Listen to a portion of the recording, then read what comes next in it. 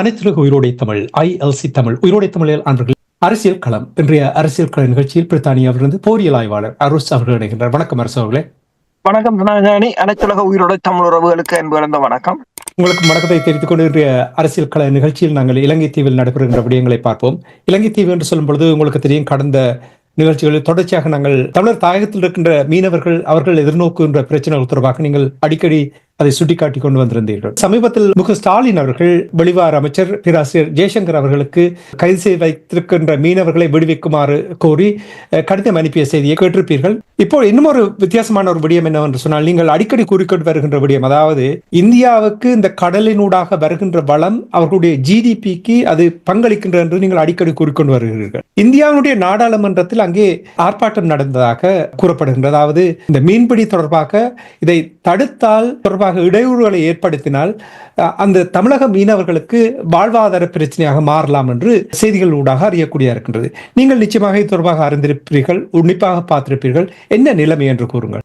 தமிழக நாடாளுமன்ற உறுப்பினர்கள் நாடாளுமன்றத்தில் ஒரு ஆர்ப்பாட்டம் ஒன்றில் ஈடுபட்டதாகவும், அதில் நாடாளுமன்ற உறுப்பினர் கனிமொழி அவர்கள் பேசும்போது அதாவது இலங்கை கடற்படையினர் மீனவர்களை கைது செய்வதாகவும், இன்னும் இலங்கையின் சிறையில் 92 மீனவர்கள் இருப்பதாகவும், இந்த வருடத்தில் மட்டும் கிட்டத்தட்ட 90 பேருக்கு கிட்ட கைது செய்யப்பட்டிருப்பதாகவும், கடந்த ஆண்டு 530 பேர் கைது செய்யப்பட்டிருப்பதாகவும், 210க்கு மேற்பட்ட படகுகள் தடுத்து வைக்கப்பட்டிருப்பதாகவும், இந்த வருடம் கிட்டத்தட்ட 6 படகுகள் தடுத்து வைக்கப்பட்டிருப்பதாகவும் கூறியிருக்கிறார். இதனால் தமிழக மக்களின் வாழ்வாதாரங்கள் பாதிக்கப்படுவதாகவும், அந்த மக்கள் கஷ்டத்தில் இருப்பதாகவும் தான் தெரிவித்திருக்கின்றனர். ஆனால் உண்மை மறுபலமாகத்தான் இருக்கின்றது. அதாவது அவர்களை இலங்கை கடற்படையினர் போய் இந்திய கடற்பரப்பில் வைத்து கைது செய்யவில்லை. முல்லைத்தீவு வரையிலும் வந்து தமிழ் மக்களின் மீன் வளங்களை அள்ளி கொண்டு செல்கிறார்கள். இதுதான் அந்த இந்தியாங்கிற போராட்டத்துக்கு அல்லதுங்கிற மக்களுக்கு வழங்குற உதவி என்றதை நாங்கள் பார்க்கலாம்.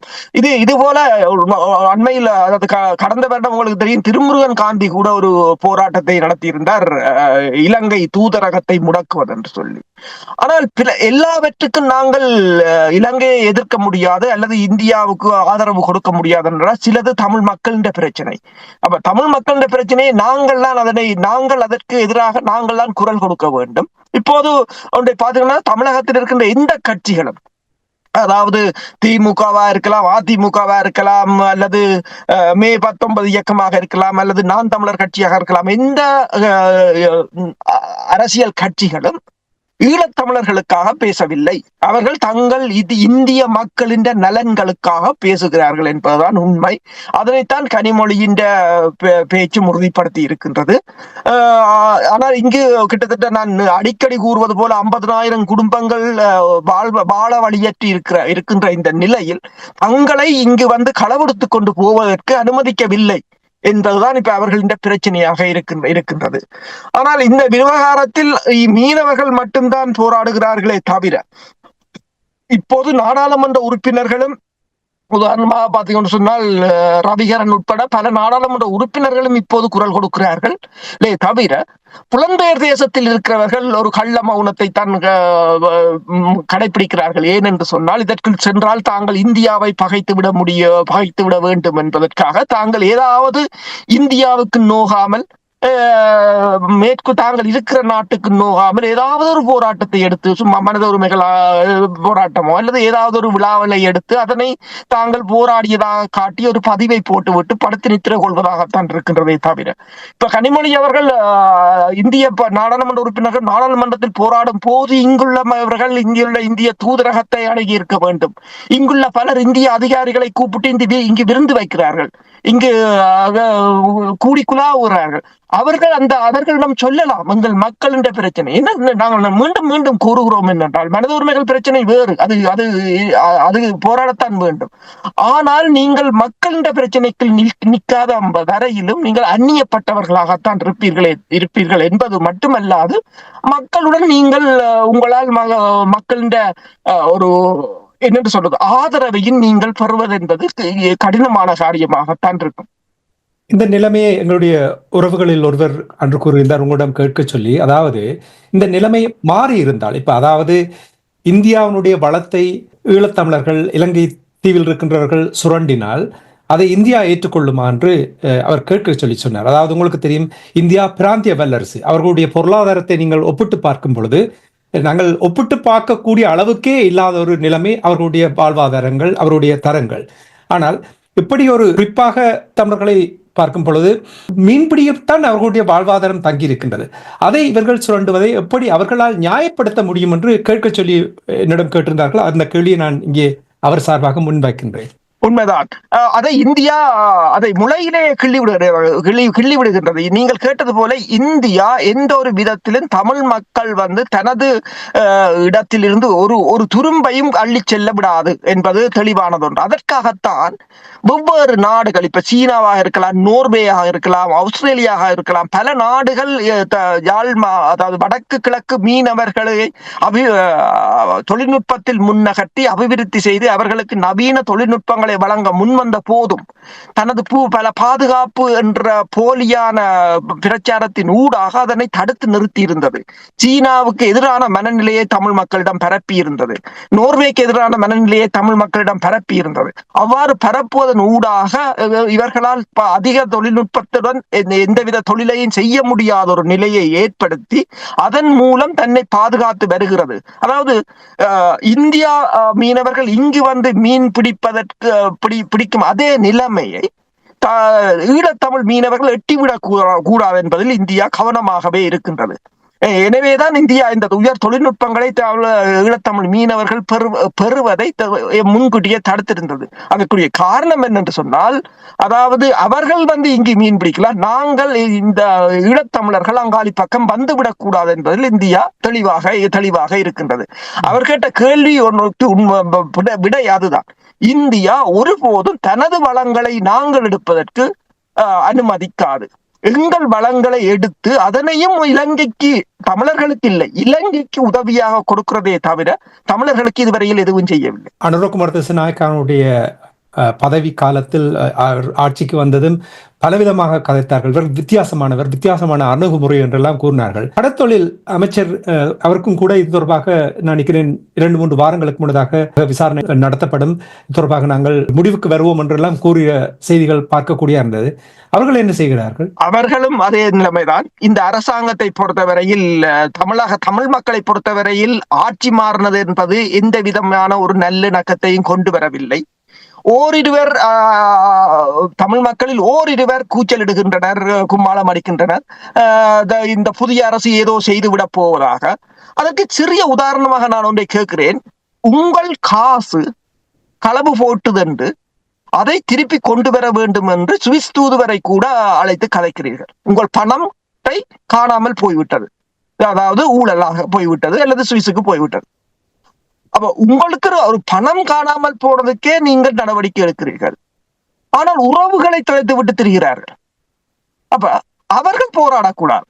நீங்கள் அதாவது மனிதர் ஒரு லட்சம் ஒரு தாயின் பிள்ளைக்கு 1 லட்சம் ரூபாயும் அந்த பிள்ளையும் உண்டா என்றால் இல்லை. அப்ப பணத்தை தொலைத்த நீங்கள் அதனை மீட்பதற்கு ஓடுகிறீர்கள். அதற்கு தமிழர்களும் சப்போர்ட் பண்ணுகிறார்கள். என்னென்று சொன்னால், நாட்டில் ஊழல் பணத்தை கொண்டு வர போகிறார்கள் என்ற ஒரு கனவிற்கு சப்போர்ட் பண்ணுகிறார்கள். ஆனால் அதே சமயம் உறவுகளை தொலைத்தவர்கள், நீங்கள் தொலைத்த பணத்தை கொண்டு வர முற்படுகிறீர்கள். அதே போலதான உறவுகளை தொலைத்தவர்கள் தங்கள் உறவுகளை தேடுவார்கள். அதற்கு கூட தடையாக இருக்கின்றது. இப்ப நீங்கள் கேட்டது போல மீனவர் பிரச்சனை, மீன்பிடித்துறை அமைச்சர் அது தொடர்பாக மழுப்பலான பதில்களைத்தான் கூறுகிறார். முதலே கூறினார்கள். இப்போது மீனவர்களுக்கு மானியம் கொடுப்பது தொடர்பாக பேசுகிறார்கள். மானியத்தை யார் கேட்டது? அவர்களுக்குரிய தொழில் தான் அவர்களுக்கு தேவை. ஏனென்று சொன்னால் இப்போ தற்போதைய இந்த பூகோள அரசியல் நெருக்கடியில் இந்தியாவை சமாளிக்க வேண்டும். அப்ப இந்தியாவை சமாளிப்பதற்கு தமிழர்களை அந்த தலையை அடைவு வைப்பது, அதாவது தங்களுக்கும் பிரச்சனை இல்லை, இந்தியாவுக்கும் பிரச்சனை இல்லை, பிரச்சனை தமிழர்களின் தலையில் தான், யாரும் கேட்பதற்கு யாரும் இல்லை என்ற ஒரு நிலை. அவ்வாறான ஒரு நிலையில் இதனை ஒரு விட்டுக் கொடுப்பாக அவர்கள் செய்ய போகிறார்கள் போலதான் தெரிகின்றது.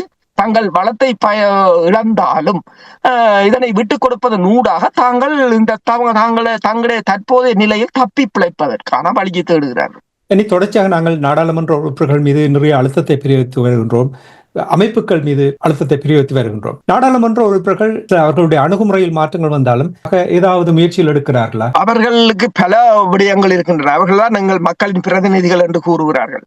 அவர்கள் சரி, இது தொடர்பாக வெளிநாடுகளுக்கு இந்த பிரச்சனையை கொண்டு செல்லலாம், வெளிநாட்டு சட்டங்களை இவ்வாறு அவர்கள் இந்த கடல் எல்லைகளை காப்பாற்றுகிறார்கள் என்று அவர்களை உதவிக்கு கேட்கலாம். ஆஸ்திரேலியா கூட இலங்கையின் கடற்பாதுகாப்பு தொடர்பில் உதவிக்கு வந்திருந்தது. தமிழ் மக்கள் அவர்களை நாடலாம், நோர்வேயை நாடலாம், சீனாவை நாடலாம். அந்த மக்களுக்குரிய புதிய தொழில்நுட்பங்களை ஏற்படுத்தி கொடுக்கலாம். யாழ் பல்கலைக்கழகத்துக்கும் நோர்வேக்கும் இடையிலான நல்ல புரிந்துணர்வுகள் இருக்கின்றன. பிசிக்ஸ் டிபார்ட்மெண்ட் பொறுத்தவரையில் நோர்வேயுடன் இணைந்து நிறைய ப்ராஜெக்டுகள் செய்கிறார்கள். ஆனால் அதன் ஊடாக நோர்வேயினூடாக இந்த மக்களின் வாழ்க்கை தரத்தை உயர்த்துவதற்கான நடவடிக்கைகளை மேற்கொள்ளலாம். இந்த தனிய நாடாளுமன்றத்தில் பேசுவது இப்ப ரவிகரனும் போய் அதனே செய்கிறார் என்று சொன்னால், முந்தி கஜேந்திரகுமார் பொன்னம்பலமோ அல்லது ஸ்ரீதரனோ சுமந்திரனோ இவர்கள் என்னத்தை செய்தார்களோ அதனையே நீங்களும் செய்வீர்கள் என்று சொன்னால், நீங்களே புதிதாக வந்தீர்கள் என்ற ஒரு கேள்வி இருக்கின்றது. நீங்கள் அடுத்தது என்ன செய்ய போகிறீர்கள் என்பது இருக்கின்றது. அடுத்தது நீங்கள் என்ன செய்ய போகிறீர்கள்? இந்த நாடுகளை கேளுங்கள். சரி, அந்த மக்களே தொழில் இல்லாமல் இருப்பவர்களுக்கு வெவ்வேறு அந்த கடல் வளத்தை தங்கள் இருக்கின்ற நவீன அந்த கலங்களை நவீனமயப்படுத்தி இந்திய மீனவர்களுக்கு இவர்களும் ஆழ்கடல் சென்று மீன் பிடிக்கக்கூடிய வசதிகளை நீங்கள் ஏற்படுத்தி கொடுங்கள். நீங்கள் கேட்டால், ஒரு கேள்வி கேட்டால் பலர் வருவார்கள் உதவி செய்வதற்கு. ஆனால் அதனை இந்தியா தடுக்கின்றது. அதாவது தாங்கள் ஏதோ செய்து விடுவது போல தடுக்கின்றதே தவிர, உண்மையில் இது தொடர்பாக இதே சுத்தியுடன் இந்த நாடாளுமன்ற உறுப்பினர்கள் இயங்குவார்களாக இருந்தால், ஒரு தடவை அல்லது 2 தடவை நாடாளுமன்றத்தில் பேசுவதோடு நிறுத்திவிட்டு அடுத்தது என்ன செய்ய வேண்டும் என்பதை அவர்கள் தங்களுக்குள் ஒரு திட்டத்தை வகுக்க வேண்டும். இதைத்தான் நாங்கள் உயிரோடை தமிழில் அடிக்கடி கூறிக்கொண்டு வருகின்றோம். அதாவது ஒரு திட்டம் இருக்க வேண்டும், ஒரு கட்டமைப்பு இருக்க வேண்டும். அதை நாங்கள் எப்படி அந்த கட்டமைப்பினூடாக செயல்படுத்தலாம், அப்பொழுதுதான் பொறுப்பு கூறலாம், அப்பொழுதுதான் மற்றவர்களும் வந்து இணைந்து அதை செயல்படுத்தலாம். தனித்தனியாக இவர்களால் ஒன்றுமே செய்ய முடியாது. இந்த செய்தி கட்டாயம் சென்று அடைய வேண்டும். இல்லை என்றால் இந்த நிலைமையில் இருந்து நாங்கள் இன்னும் ஒரு 50 வருடங்கள் சென்றாலும் கூட எந்த மாற்றமும் வரப்போவதில்லை என்பதை கூறிக்கொண்டு, இனி உங்களுக்கு தெரியும், இனப்படுகொலை நடந்தது. இலங்கை தீவில் தமிழர்களுக்கு எதிராக இனப்படுகொலை நடைபெற்றது. 1,40,000 மேற்பட்ட மக்கள் 3 நாட்களில் கொன்று குவித்தார்கள். அந்த இன அழிப்பு தொடர்பாக ஐக்கிய நாடுகள் சபை மனித உரிமைகள் சபையில் அதனூடாக தமிழ் மக்களுக்கு ஒரு தீர்வு கிடைக்கும், அதுதான் ஒரே ஒரு இடம் என்று சொன்னார்கள். அதுக்கு உடனடியாக உங்களுக்கு தீர்வு கிடைக்காது, இன்னும் ஒரு 10-15 வருஷங்கள் எடுக்கும் என்றெல்லாம் கூறினார்கள். நீங்கள் கூறினீர்கள் எப்படி அமெரிக்கா, ஐரோப்பிய ஒன்றிய நாடுகள் பூட்டினுக்கு எதிராக உடனடியாக 3 மாதத்தில் கொண்டு வந்தார்கள், பிடியாணையை கொண்டு வந்தார்கள். இதெல்லாம் தங்களால் இயலாததை நியாயப்படுத்துகின்ற ஒரு விடயமாகத்தான் பலர் கூறியதை நான் இங்கே கூறுகிறேன். இப்பொழுது இன்னும் ஒரு புதிய ஒரு திருப்பம் வந்திருக்கின்றது. உங்களுக்கு தெரியும், இலங்கை தீவில் மனித உரிமைகள் ஆணைக்குழுவில் அவர்களுடைய நிலைப்பாடு எவ்வாறு என்று உங்களுக்கு தெரியும். அமெரிக்காவுடைய அதிபர் டொனால்ட் ட்ரம்ப் அவர்கள் மனித உரிமை ஆணைக்குழுவிலிருந்து வெளியேறி இருக்கின்றார்.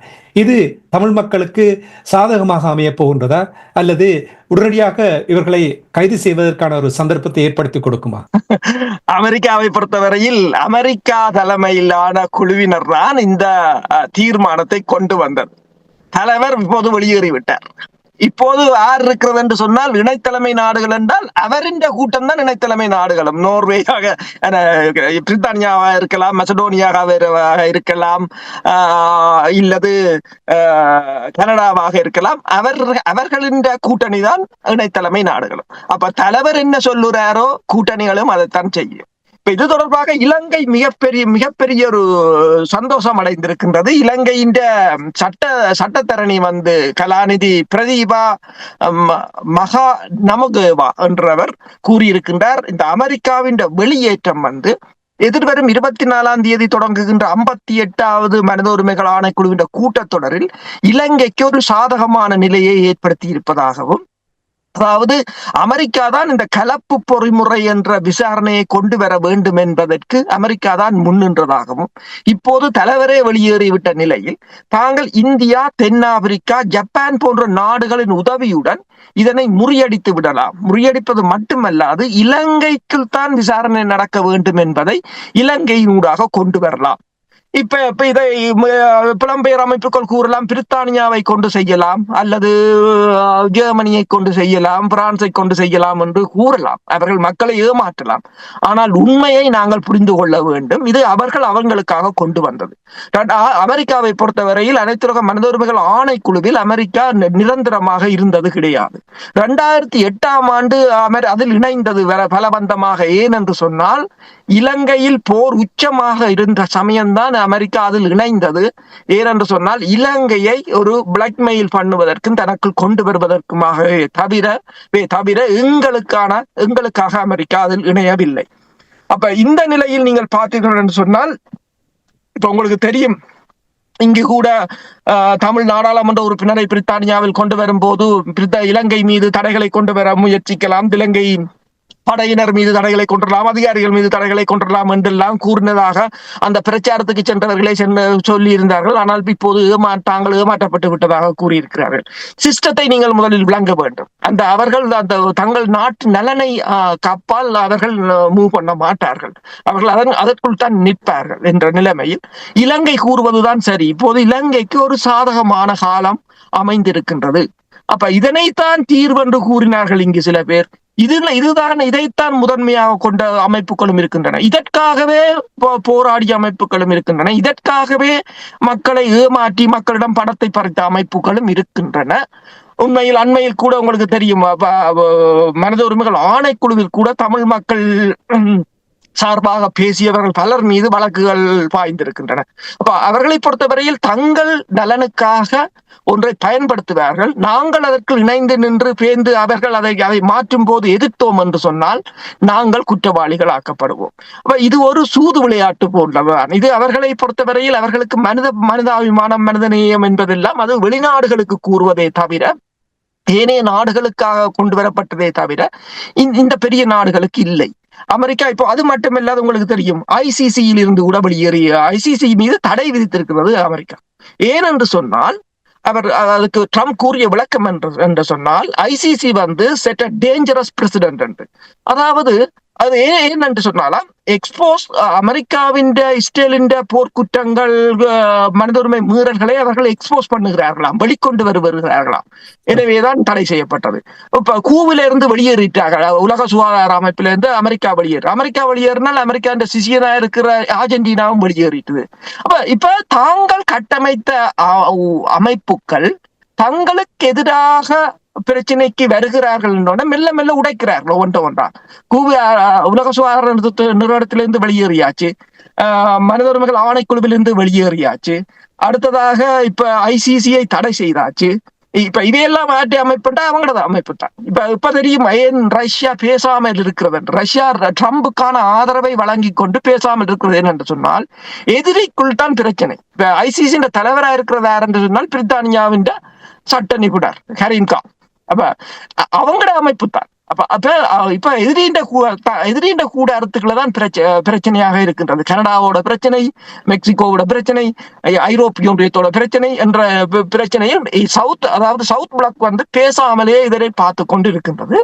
ஆனால் ஒன்று மட்டும் உங்களுக்கு தெரிகிறது, இந்த அமைப்புகள் இப்ப ஐசிசி 2002 உருவாக்கியது ஏன் என்று சொன்னால் யூகோஸ்லாவாக்கியா, மற்றது ருவண்டா. யூகோஸ்லாவாக்கியா ரஷ்யாவின் ஆதரவு நாடு.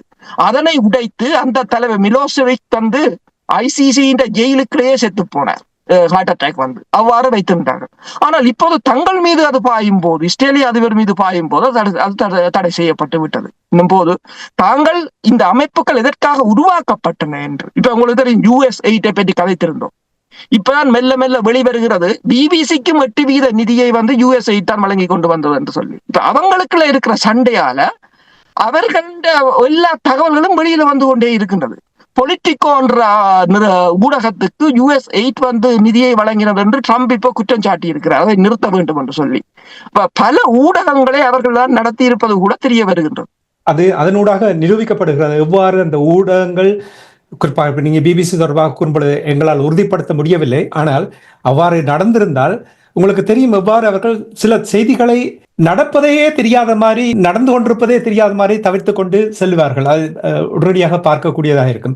இப்ப நீங்கள் அடிக்கடி கூறிக்கொண்டு வந்த உலக ஒழுங்கில் பெரிய ஒரு மாற்றத்தை நாங்கள் இப்பொழுது சந்திக்க போறோம். இப்ப ஐநா தொடர்பாக நீங்கள் கூறும்பொழுது, மற்ற இனிய அமைப்புகள் தொடர்பாக கூறும்பொழுது, நிச்சயமாக இது பிரிக்ஸுக்கு ஒரு சாதகமான ஒரு சூழலை ஏற்படுத்த போன்று, அல்லது பிரிக்ஸும் கொஞ்சம் இயங்காமல் இருக்கின்ற ஒரு நிலைமையை ஏற்படுத்தும் என்று நம்புகிறீர்களா? சுருக்கமாக.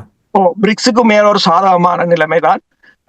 எனவேதான் அவர்கள் இது தொடர்பாக பிரிக்ஸ் நாணயத்தை கூட இப்போது ஒத்தி வைத்து விட்டார்கள். ஏனென்று சொன்னால், இப்போது அவங்களுக்குள்ள உள்ள பிரச்சனைகளை தாங்கள் அமைதியாக பார்த்து கொண்டிருப்பதற்கு தான் முயற்சிக்கிறார்கள். என்னென்று சொன்னால், இப்ப ட்ரம்பின் வரி இருப்பு கூட சீனாவை தாக்குவதை விட ஐரோப்பிய ஒன்றியம் தான் கடுமையாக பாதிக்கப்படும் என்று கூறப்படுகிறது.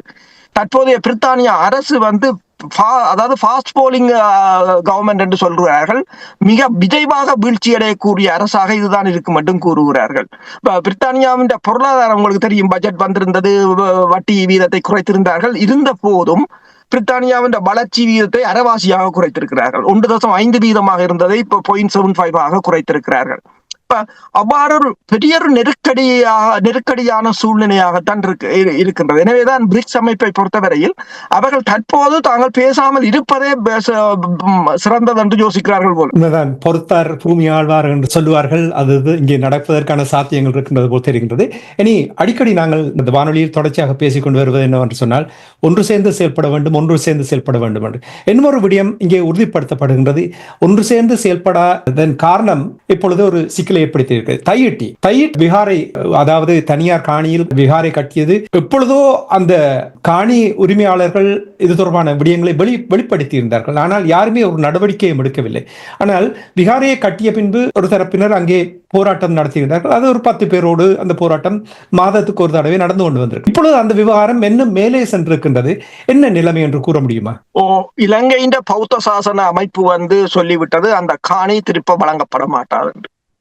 இந்த தையிட்டி விவகாரம் இலங்கையை பொறுத்தவரையில் தங்களுக்கு கிடைக்கின்ற, நான் அடிக்கடி கூறுவது போல, தங்களுக்கு கிடைக்கின்ற அத்தனை சந்தர்ப்பங்களையும் இன அழிப்புக்கு பயன்படுத்துவதுண்டு. அது எதிரி அதை செய்கிறார். எதிரியின் திறமை என்றுதான் கூற வேண்டும். நாங்கள் தடுக்க மறுத்தது எங்கள் பிரச்சனை. உதாரணமா பாத்தீங்கன்னா கோவிட் பிரச்சனை. கோவிட்டுக்கு எல்லோரும் வீட்டுக்குள் இருக்கும் போது இலங்கையின் இயந்திரம் அவசரமாக இயங்கி அந்த காணிகளை கைப்பற்றி மக்களுக்கு என்ன தெரிய வராதவாறு அதனை பார்த்து கொண்டது. மொரட்டுவ பல்கலைக்கழகத்தின் பேராசிரியர்கள் தான் இதற்கான வரைவை வரைந்து, அதாவது சேவைய பிளானை வரைந்து கொடுத்தவர்கள், உறுதியும் இல்லாமல் பிரதேச சபை, அதாவது அங்க மக்களுடைய கூறுகிறார்கள், பிரதேச சபை ஒருவர் தனது மதிலை கொஞ்சம் தள்ளி கட்டினாலே இடிக்கின்ற பிரதேச சபை இதில் மௌனம் காத்திருக்கின்றது. இப்போது கூட பிரதேச சபையாக இருக்கலாம், ஆளுநராக இருக்கலாம், கொடுக்கும் ஆவணங்களை தொலைத்தது மாதிரி காட்டிக்கொண்டு மீண்டும் மீண்டும் கேட்கிறார்களாம். அப்ப இதில் தமிழ் அதிகாரிகள், தமிழ் அதிகாரிகளின் பங்கு மிக மிக அதிகமாக இருக்கின்றது. தமிழ் அதிகாரிகளின் உதவியுடன் தான் சிங்கள தேசம் இதனை செய்திருக்கின்றது. இப்ப இடிப்பது என்பது, இப்ப கஜன்குமார் பொன்னம்பலம் கூறியது, இடிப்பது என்பது அது சாத்தியமானது ஒன்றுதான். என்ற சட்டவிரோதமாக கட்டப்பட்டது, அது ஆலயம் என்றதுக்கு அப்பால் கட்டிடம் இங்கும் அப்படித்தான் இடிப்பார்கள். பிரித்தானியாவிலும் நீங்கள் சட்டவிரோதமாக எதுவும் கட்ட முடியாது. அதே போன்று இப்ப டம்புள்ள பகுதியில் பத்திரகாளி கோயில் ஒன்று இருந்தது, அது சட்டவிரோதம் என்று சொல்லி உடனடியாகவே இடித்து தள்ளியது இலங்கை அரசு. அப்ப ஒரு மதம் மிக பெரிது, மற்ற மதம் மிக சிறிது என்று அங்கு பாகுபாடு பார்க்க தேவையில்லை.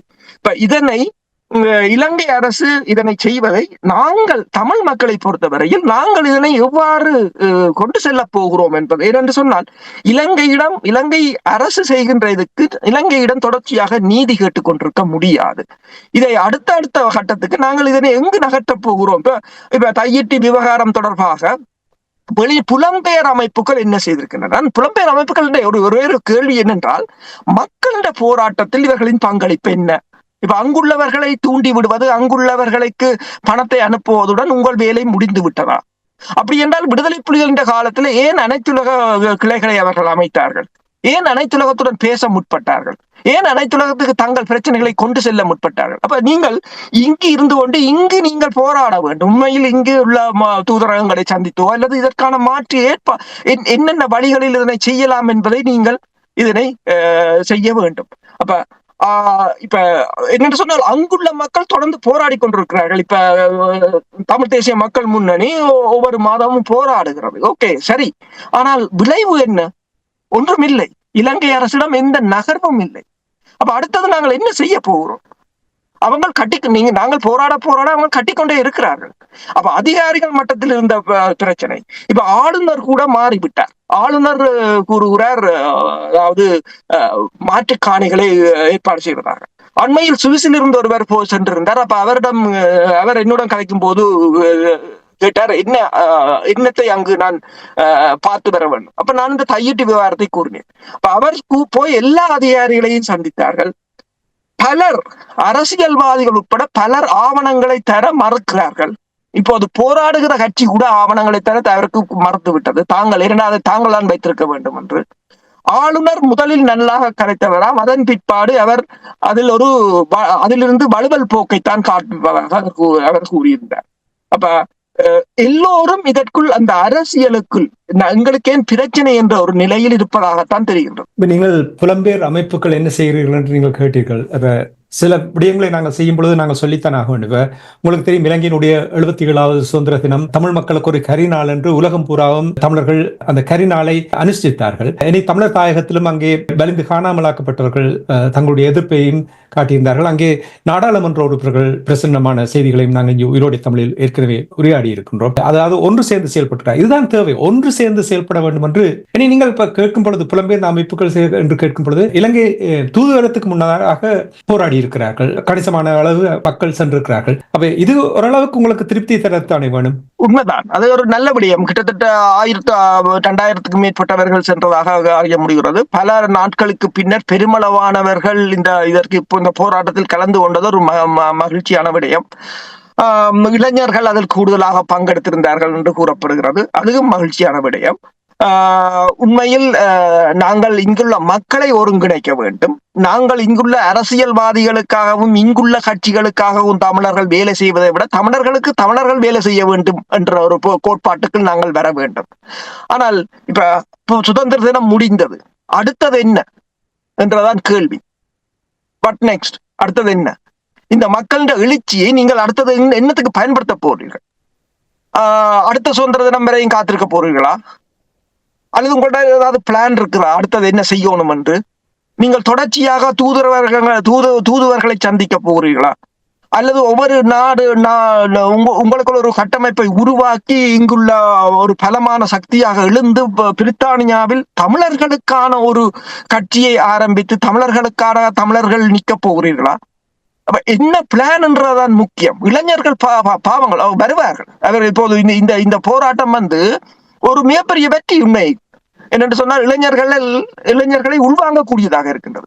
ஆனால் அவர்கள் மீண்டும் சிதறி செல்ல விடாமல் எவ்வாறு அதை வளர்த்தெடுப்பது என்பதுதான் மிக முக்கியமானது. வளர்த்தெடுப்பது என்பது என்ன? நாங்கள் இயங்கு நிலையில் இருக்க வேண்டும். இயங்கு நிலை இவ்வளவு நாளும் மக்கள் சேராததுக்கு காரணம் என்னென்று சொன்னால் நாங்கள் இயங்கு நிலையில் இல்லை. இயங்கு நிலையில் இல்லாத இடத்தில் அவரவர் தனது வேலையை பார்க்க போய்விடுவார்கள். அப்ப அடுத்ததாக இப்ப பாருங்கள், ஐக்கிய நாடுகள் சபையின் மனித உரிமைகள் ஆணைக்குழு அமெரிக்கா வெளியேறிவிட்டது. இனி கோத்தலைமை இடைத்தலைமை நாடுகள் ஒன்றும் செய்ய முடியாத நிலையாகத்தான் இருக்கும். அவர்கள் ஏதாவது ஒன்று செய்வதாக காட்டுவார்கள், அறிக்கையை விடுவார்கள், அதில் 4 வசனத்தை எழுதுவார்கள். அதனை நாங்கள் பெருப்பித்து பூத கண்ணாடி வைத்து பார்த்து அதனை தமிழர்களுக்கு ஆதரவானதை தேடி பிடித்து அதை தலைப்புச் செய்தியாக்கிவிட்டு நாங்களும் போய்விடுவோம். அப்ப அடுத்தது என்ன? அப்ப இதைத்தான் இந்த அமைப்புகள், அதாவது இந்த சுதந்திர தினத்தில், இலங்கையின் சுதந்திர தினத்தில் அது எங்களுக்குரியது இல்லை என்றதை எவ்வளவு அழுத்தமாக கூறினார்களோ, அடுத்ததாக அதை நடைமுறைக்கு கொண்டு வருவதற்கு தமிழ் மக்கள் இந்த இறைமை தொடர்பான தமிழ் மக்கள் ஒரு இறைமை உள்ள இனம் என்பதை இலங்கை அரசு மட்டுமல்லாது உலக நாடுகள் ஏற்றுக்கொள்வதற்கான அடுத்த கட்ட நகர்வு. அடுத்ததாக புலம்பெயர் தேசத்திலிருந்து நாங்கள் இலங்கை தொடர்பாக பேசுகிறோம் என்று சொன்னால் அங்குள்ள தமிழ் தாயகத்தில் இருக்கிற மக்கள் தொடர்பான பிரச்சனைகளில் நீங்கள் ஈடுபட வேண்டும்.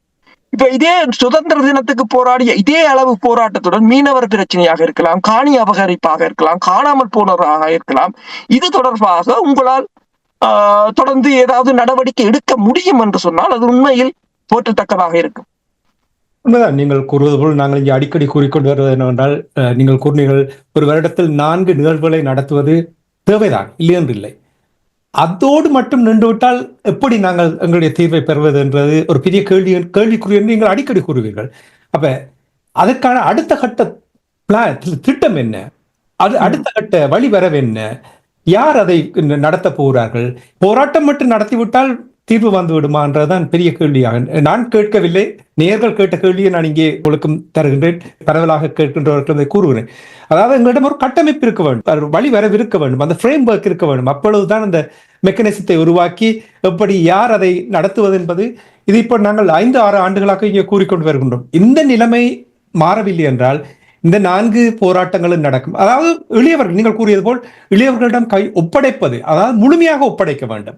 அவர்கள் புது புது வழிமுறைகளை கண்டுபிடிப்பார்கள். அவர்களுக்கு நீங்கள் ஆலோசனைகளை வழங்கலாம், கடந்த கால சம்பவங்களுடைய நிலைமைகளை விளங்கப்படுத்தலாம்.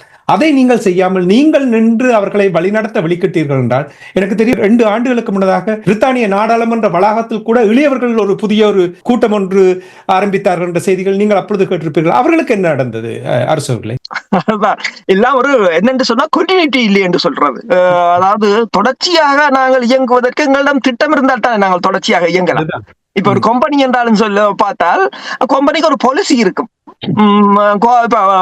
ஆடிட் வரைக்கக்கூடிய அவங்களுக்கு கேட்பாங்க, உங்களோட குவாலிட்டி பாலிசியை கொண்டு வா, கம்பெனி பாலிசியை கொண்டு வா, கம்பெனி சார்ட்டை கொண்டு வா, அந்த ஸ்ட்ரக்சரை கொண்டு வான்னு தான் கேட்பாங்க. என்று சொன்னால் அப்படியா இருந்தால்தான் இயங்க முடியும். நாங்கள் எங்களால் என்ன நோக்கத்துக்காக நாங்கள் இயங்குகிறோம், சரி அந்த நோக்கம் அண்டைக்க நாங்கள் அதுல இருந்து விரிஞ்சு போவோம்.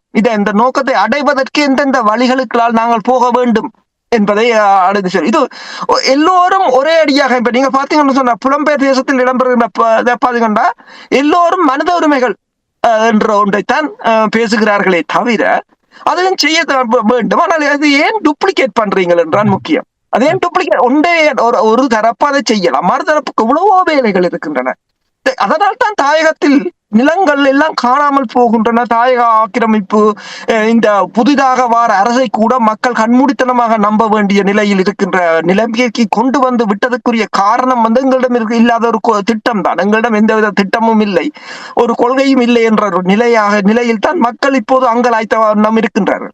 இதை கேட்டு கேட்டு அழுத்து போயிருக்கும். ஆனால் நாங்கள் இதை சொல்லித்தான் ஆக வேண்டும் என்றால் இதுதான் அதனுடைய அந்த ஸ்ட்ரக்சர். இந்த ஸ்ட்ரக்சரே இல்லை என்று சொன்னால் நாங்கள் ஒன்றுமே செய்ய முடியாது. இப்ப பாருங்கள், போராட்டம் நடத்துபவர்கள் ஒரு லேயர்ல இருக்கிறார்கள். அடுத்த லேயரில் இருப்பவர்கள் யார், எப்படி அவர்கள் அந்த திட்டத்தை அடுத்த கட்டத்துக்கு கொண்டு போக போகிறார்கள், இதை எங்களுடைய மக்களுக்கு தெரியப்படுத்த வேண்டும். இதற்காக நாங்கள் வானொலியில் அடிக்கடி கூறுகின்றோம், வந்து கூறுங்கள், இதை அடுத்த கட்டத்துக்கு எடுத்துக்கொண்டு செல்ல யார், எப்படி செல்ல போகிறீர்கள். இவற்றை கூறும் பொழுதுதான் மக்களுக்கும் ஒரு உற்சாகம் வரும். இது இல்லை என்று சொன்னால் நீங்கள் சொல்லுவதை நாங்கள் கேட்டுவிட்டு இங்கே சொல்லிவிட்டு உங்களை முதல் தட்டிவிட்டு போனால் என்ன நடக்க போகின்றது? ஒன்றுமே நடக்க போவதில்லை. அதை நீங்கள் நேர்மறையாகத்தான் இதை சொல்லுகிறோம். செய்கின்ற விடயங்கள் மகிழ்ச்சி வரவேற்கக்கூடியது. ஆனால் இதிலிருந்து அடுத்த கட்டத்துக்கு போவதற்கான வேலை திட்டத்தை நீங்கள் செயல்படுத்தவில்லை என்றால் நிலை மாறாது என்பதை கூறிக்கொண்டு, இனி இலங்கை தீவில் தொடர்ச்சியாக உங்களுக்கு தெரியும், உயிர்த்த ஞாயிறு தாக்குதல் பாரிய சிக்கலை ராஜபக்ஷ குடும்பத்துக்கு ஏற்படுத்தி கொண்டிருக்கிறது. அதுவும் கூட மீண்டும் ஒரு பிரச்சனையை ஏற்படுத்தி இருக்கின்றது. என்ன நிலைமை? இப்போது உயிர்த்த ஞாயிறு தாக்குதலை அரசு முழுமையாக விசாரணை செய்வதற்கு முயன்றிருக்கின்றது. இருந்தாலும் அரசை பொறுத்தவரையில் அதாவது தனது தேர்தல் வாக்குறுதிகளில் பலவற்றை நிறைவேற்றாவிட்டாலும் இவ்வாறான நிகழ்வுகளின் இவ்வாறான விசாரணைகளின் ஊடாக எதிர்த்தரப்பை முடக்குவதும் தனது ஆளுமையை அல்லது தனது பலத்தை மேலும் அதிகரிப்பதற்கான முயற்சிகளாகத்தான் பார்க்கலாம். இருந்தாலும் இந்த உயிர்த்த ஞாயிறு தாக்குதலில் இப்போது உங்களுக்கு தெரியும், அசாத் மௌலானா அவர்தான் இது தொடர்பாக இதில் யார் யார் சம்பந்தப்பட்டார்கள் என்பதை வெளி உலகுக்கு கொண்டு வந்திருந்தார். அண்மையில் ஐக்கிய நாடுகள் மனித உரிமைகள் ஆணைக்குழுவுக்கும் மற்றது சேனல் 4 நிறுவனத்துக்கும் கடந்த வருடம் 2023ஆம் ஆண்டு ஒரு நேர்காணலை வழங்கியிருந்தார். அப்போது அவர் கூறிய தகவல்கள் மிக மிக முக்கியமானவை. வவுணதீவு தாக்குதலை, அதாவது 2 காவல்துறையினரை படுகொலை செய்ததை இலங்கையின் குற்றப்புலனாய்வு துறைக்கு இலங்கையின் ஸ்டேட் இன்டெலிஜென்ஸ் சர்வீஸ் என்று சொல்றது SIS-உம் இலங்கையின் டைரக்டரேட் ஆஃப் மிலிட்டரி இன்டெலிஜென்ஸ் என்று சொல்றது DMI-யும் தவறாக வழி நடத்தியதால் தான் இந்த தாக்குதல் இடம்பெற்றதாகவும், இதில் பிள்ளையானுக்கு மிக தொடர்பு இருப்பதாகவும், அவர்தான் பயிற்சிகளை நேரடியாக பார்த்ததாகவும் தெரிவித்திருந்தார். இப்போது அவர் உண்மையில் சுவிட்சர்லாந்தில் தங்கியிருந்தார். ஆனால் சுவிட்சர்லாந்தில் அவருடன் இந்திய உளவுத்துறையினர் தொடர்புகளை ஏற்படுத்தியதால் பேர்ந்து அவரை பிரான்சுக்கு கொண்டு சென்றதாகவும் இப்போது பிரான்சில் இருந்து இலங்கை அவரை கொண்டு வருவதற்கு முயற்சி செய்வதாகவும் கூறப்படுகின்றது. ஆனால் அதனை இந்தியா எவ்வளவு தூரம் அனுமதிக்கும் என்றது தெரியாத விடயமாக இருக்கின்றது. இருந்த போதும் இப்போது இந்த அசாத் மௌலானாவை கொண்டு வருவதன் ஊடாக இந்த விசாரணையை துரிதப்படுத்துவதற்கு இலங்கை அரசு திட்டமிட்டிருக்கின்றது. அதே சமயம் லசந்த விக்ரமதுங்காவின் கொலை தொடர்பாக கைது செய்யப்பட்டவர்களை இலங்கை அரசு இலங்கையின் நீதித்துறை பிணையில் விடுதலை செய்ததும் பலத்த சர்ச்சைகளை தோற்றுவித்திருக்கின்றது. அப்ப இந்த அரசு சொல்வதொன்று செய்வதொன்றாக அல்லது சில விடயங்களில் பின்வாங்குகிறதா என்ற கருத்துக்களும் எழுந்திருக்கின்றது. அதற்குரிய காரணமும் என்னென்று சொன்னால், இந்த அரசு அதாவது தேர்தலில் எதிர்கட்சியாக இருக்கும் போது அல்லது நாடாளுமன்ற உறுப்பினர்களாக இருக்கும் போது பேசுவதற்கும் அரச பதவியில் இருக்கும் போது செய்வதற்கும் பல வேறுபாடுகள் இருக்கின்றன. அப்போது எதிர்கட்சியாக இருக்கும் போது எதையும் பேசிவிட்டு போகலாம். இப்போது பதவிக்கு வந்த பிற்பாடு இவர்களுக்கும் ஒரு அழுத்தம் இருக்கின்றது. அடுத்ததாக இவர்களை இப்போ இந்த அரசை பொறுத்தவரையில் ஒரு நிரந்தரமாக அரசு தலைவராக இருக்க போற பதவியும் இல்லை. அப்ப அடுத்த தடவைகள் வேறு அரசு வரும்போது தங்களுக்கு ஏதும் பாதிப்பு வந்து விடுமோன்றதுக்காக அஞ்சுகிறார்களோ தெரியவில்லை. உண்மைதான். இந்த நிலைமை அதாவது நீங்கள் கூறுவது போல் ஆட்சியில் இருப்பதும் ஒன்று, எதிர்கட்சியில் இருப்பது இன்னொன்று. இதை இவர்கள் புரிந்து கொள்ள வேண்டும். இது மக்களும் புரிந்து கொள்ள வேண்டும். அதாவது இவர்கள் கூறுவதை எல்லாவற்றையும் நாங்கள் முழுமையாக நம்பிவிட்டு செல்ல முடியாது என்பதை புரிந்து கொண்டு, இனி இப்ப உங்களுக்கு தெரியும், இலங்கை தீவில் ஆட்சி மாற்றம் ஏற்பட்டாலும் ஒரு சரியான ஒரு சீரான நிலை இன்னும் வரவில்லை என்பது தெரிகின்றது. அதுக்கு இன்னும் ஒரு முக்கியமான காரணமாக உங்களுக்கு தெரியும், பூகோள அரசியல் விடயங்கள் நீங்கள் அடிக்கடி கூறுவீர்கள். இலங்கைக்கான இந்தியாவுடைய தூதுவர் சந்தோஷ் யா அவர்கள் மஹிந்த ராஜபக்ஷவை சந்தித்திருக்கின்றார். என்ன காரணத்துக்காக? அவர் கிட்டத்தட்ட நான் நினைக்கிறேன் அவர் ஓய்வு பெற்ற ஒரு நிலையில் இருப்பவர். இருந்தாலும் அவருடைய மகன் நாமல் ராஜபக்ஷ ஜனாதிபதியாக வரும் மட்டும் அவர் ஓய மாட்டார் என்று தெரியும். ஆனால் இவர் என்ன காரணத்துக்காக ராஜபக்ஷ அவரை சந்தோஷ் யா அவர்கள் சந்திச்சார்? அதாவது இந்த நீங்கள் கூறியது போலதான் இந்த பூகோள அரசியல் போட்டியில் இலங்கை பெருமளவில் சீனாவின் பக்கம் சார்வது ஒரு புறம். சீனாவின் பக்கம் சார்வது இந்தியாவுக்கு ஒரு பிரச்சனை இல்லை. ஏனென்றால் இந்தியாவும் சீனாவும் இப்போது நல்ல நெருங்கிய நண்பர்களாக வந்து கொண்டிருக்கிறார்கள். இந்தியாவின் சீனாவின் செயின் என்ற ஆடம்பர ஆடை உற்பத்தி ஆடை வியாபார செயலி ஆப்ஸ் இப்போது முகேஷ் அம்பானியினால் திரும்பவும் கொண்டு வரப்பட்டிருக்கின்றது. அதாவது 59 ஆப்ஸ்களை இல்ல இந்தியா தடை செய்திருந்தது 2020ஆம் ஆண்டு இந்த லடாக் பகுதியில் இடம்பெற்ற தாக்குதலின் பின்னர். ஆனால் இப்போது அவைகள் மெல்ல மெல்ல வருகின்றன. இந்தியாவின் பொருளாதாரத்துக்கு அது மிக முக்கியமானது என்றும், அது தடை செய்யப்பட்டிருந்த காலத்தில் கூட இந்தியர்கள் வெவ்வேறு இணையதளங்களின் ஊடாக அந்த ஆப்ஸில் இருந்து பொருட்களை வாங்கியதாகத்தான் கூறப்படுகின்றது. அவ்வாறு நெருக்கமாக இருந்தாலும் இந்தியா தன்னை இலங்கை அரசு புறம் தள்ளுவதாக எண்ணுகின்றது. சில உடன்படிக்கைகளை இந்தியாவால் செய்ய முடியாதிருப்பதாக இந்தியா எண்ணுகின்றது. எனவேதான் இந்த தற்போதைய அரசுக்கு ஒரு நெருக்கடியை ஏற்படுத்தும் முகமாக மஹிந்த ராஜபக்ஷவுடனான சந்திப்பு. இந்தியாவை பார்த்தீங்கன்னு சொன்னால் எதிர்த்தரப்புடன் பெரிய நெருங்கிய உறவுகளை அண்மையில் நாங்கள் கடந்த சில வாரங்களுக்கு முன்னர் கதைத்திருந்தோம். மிலிந்த மொரகுட எவ்வாறு இந்தியாவுக்கு சென்று தேசிய பாதுகாப்பு ஆலோசகர் உட்பட நிதியமைச்சர் உட்பட எவ்வாறு சந்தித்தார் என்று சொல்லியும், அவர் ஒரு ஆட்சி மாற்றத்துக்கு ஒரு முக்கியமான புள்ளி அவர். அதே போல இப்ப நமால் ராஜபக்ஷ ஒன்றை கூறியிருக்கின்றார். அதாவது US8 இலங்கைக்கு வழங்கிய நிதி உதவி எதற்கு வழங்கியது, என்னென்ன நடந்தது என்பது தொடர்பாக முழு விசாரணை வேண்டும் என்று சொல்லி, அப்ப பல்வேறு பிரச்சனைகள் இருக்கின்றன என்று சொன்னால் பல நாடுகள் இப்ப அவரின் கருத்தின்படி 2022ஆம் ஆண்டு இடம்பெற்ற அந்த அறகலிய போராட்டத்துக்கு US8 உதவியை வழங்கியது போன்றதுதான் இருக்கின்றது. அப்ப இப்ப அதாவது கிணறு வெட்ட பூதம் கிளம்பியது போல ட்ரம்ப் வெட்டிய கிணறு எல்லா இடமும் பூதத்தை கிளப்பி விட்டிருக்கின்றது. இப்ப BBC கூட ஒரு அறிக்கையை விட்டிருக்கின்றது. அதே போல பொலிட்டிகோ ஒரு அறிக்கையை விட்டிருக்கிறது. அப்படி ஏராளமான நாடுகள் இப்போது அதற்குள் சிக்கப்பட்டிருக்கிறார்கள். இந்த உதவிகள் எல்லாம் எவ்வாறு போயிருக்கிறது என்று சொல்லி அதுல நீங்கள் பார்த்தீங்கன்னு சொன்னால் இந்த USA சில நிதியை எவ்வாறு பெற்றிருக்கிறார்கள் என்று சொன்னால், ஈரானில் ஒரு ஷோ நடத்தியதாக கணக்கு காட்டி கூட நிதியை பெற்றிருக்கிறார்கள். யார் அதை அந்த காசை களவாடி கொண்டு சென்றது தெரியவில்லை. அவ்வாறான ஒரு நிலை. இப்ப இந்தியா இந்த எதிர்த்தரப்பை சந்திக்க முற்பட்டு நிற்கிறது என்று சொன்னால், இந்த அரசுக்கு ஒரு மறைமுகமான அழுத்தத்தை கொடுப்பதற்கான ஒரு சமிக்கையாகத்தான் பார்க்கலாம். நாமல் ராஜபக்ஷ விசாரணை நடத்த வேண்டும் என்று கேள்வி கேட்கிற அளவுக்கு வந்துட்டாருன்னா அந்த நிலைமை அங்கே போயிருக்குன்னு கூறலாம். சரி, இப்ப நீங்கள் ட்ரம்ப் கார்டை பற்றி சொல்லும் பொழுது IMF நிலைப்பாடு இப்ப உங்களுக்கு தெரியும், எத்தனையோ அமைப்புகளை அவர் தடை செய்து விட்டார் அல்லது நீக்கி விட்டார், அதிலிருந்து வெளிவந்து விட்டார்கள் என்றெல்லாம் நீங்கள் கூறினீர்கள். இப்ப IMF எவ்வாறு இருக்கு? ஏன் நான் அதை கேட்கிறேன், உங்களுக்கு தெரியும் இலங்கை தீவு இன்னும் IMF உடன் தொடர்ச்சியாக பேச்சுவார்த்தையில் ஈடுபட்டுக் கொண்டிருக்கிறார்கள். அதனுடைய நிலைப்பாடு என்னவாக இருக்கிறது? IMF ஏதோ இன்னும் ட்ரம்பின் கண்ணில் படவில்லை என்று நினைக்கின்றேன். தப்பி பிழைத்திருக்கிறார்கள்.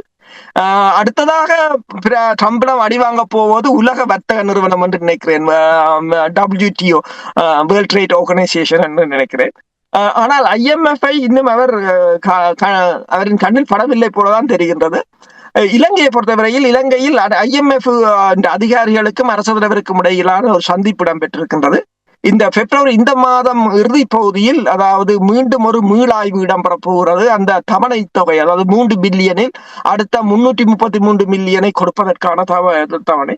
அதற்கிடையில் ஜப்பானிடம் கடன் மறுசீரமைப்பை செய்ய வேண்டும். இப்போதுதான் ஜப்பான் அதற்கான ஒப்புதலை வழங்கி இருப்பதாக கூறப்படுகின்றது.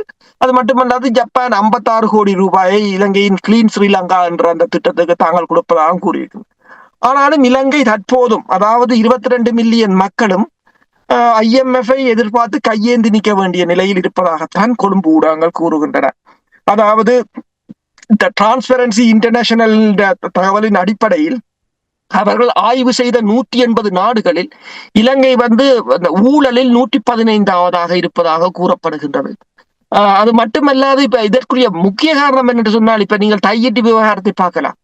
வளமான பொன் விளையும் பூமி என்று சொல்றது, அந்த விவசாய நிலத்தை எதுக்குமே பிரயோஜனம் இல்லாத ஒரு விகாரையை கட்டிவிட்டு அதையும் பாலடித்து தங்கள் பொருளாதாரத்தையும் பாலடித்து, அதே போலதான் மேய்ச்சல் தரை பிரச்சனை, அதே போலதான் மீன் வளம், அதாவது தனது வளத்தையே இந்த இனத்துவேசம் காரணமாக நாசப்படுத்தி கொண்டு பிச்சை எடுத்துக் கொண்டிருக்க வேண்டிய ஒரு நிலையை தான் இந்த இலங்கை இருக்கின்றது.